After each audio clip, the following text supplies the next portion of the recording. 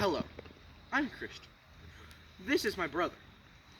We are currently in Davy Crockett's birthplace in Tennessee. A beautiful place.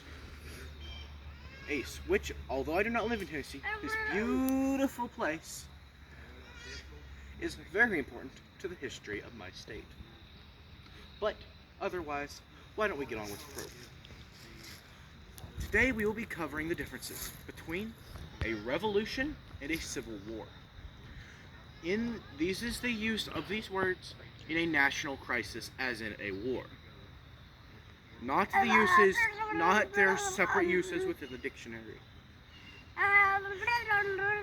We will be using a proper and improper term for each of these wars.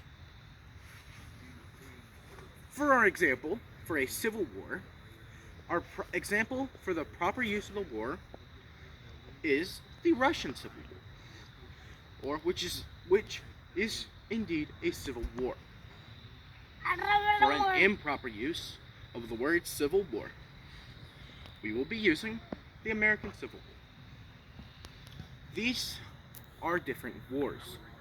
They use the same name, but they are different forms of war.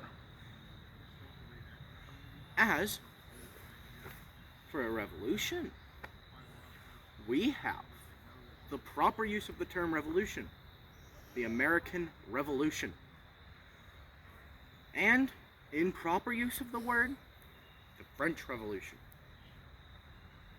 Now, why don't we start with the Civil Wars? The Russian Civil War, fought between the Red and White armies, is indeed a civil war. The definition of the word Civil War is two conflicting ideologies fighting to unite a nation under their way of thinking. The Russian Civil War between the White and Red armies would have always ended in a unified Russia, whether it resulted in the victory or defeat of either parties. Therefore, the Russian Civil War is a proper use of the term Civil War. But when we go on to the American Civil War, fought between the United States of America and the Confederate States of America, it is not a civil war in proper use of the word, as the Confederacy did not aim to unite the nation under their way of thinking. It was a war of separation, or a revolution. Speaking of revolution, why don't we explain a revolution for us? Do you want to explain a revolution, buddy? He says yes.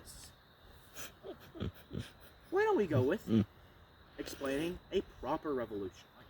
The American Revolution, fought between the 13 colonies and the British Empire, was a proper revolution. There was no attempt by the revolutionaries to unite the British Empire under their way of thinking. And we can see that because with the victory of the 13 colonies, a separate nation was set up. It was a proper revolution. There was no plan. Sure, borders might not have been exactly proper, and they weren't exactly sure on what land they wanted to take. But they never were planning on moving the capital back to London. They were never planning on replacing the British Empire as a national entity. But then there's the improper use of the words revolution.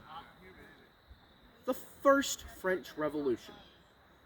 Technically, I could add a list of all the French revolutions here, but we'd be here for a while, so why don't we just use the first French Revolution, fought between the people of the French Republic and the people of the Kingdom of France. Okay.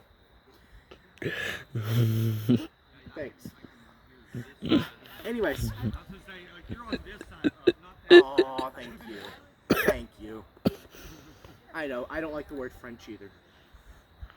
See? Oh, no. Anyways, so this is not a revolution. The proper term used would be the French Civil War, as, yet again, just like the Russian Civil War, there would never have been a separate French nation set up from the Kingdom of France. This was, indeed, a civil war instead of a revolution. If this had been a revolution, France would not have been replaced as a national entity like it was during this revolution.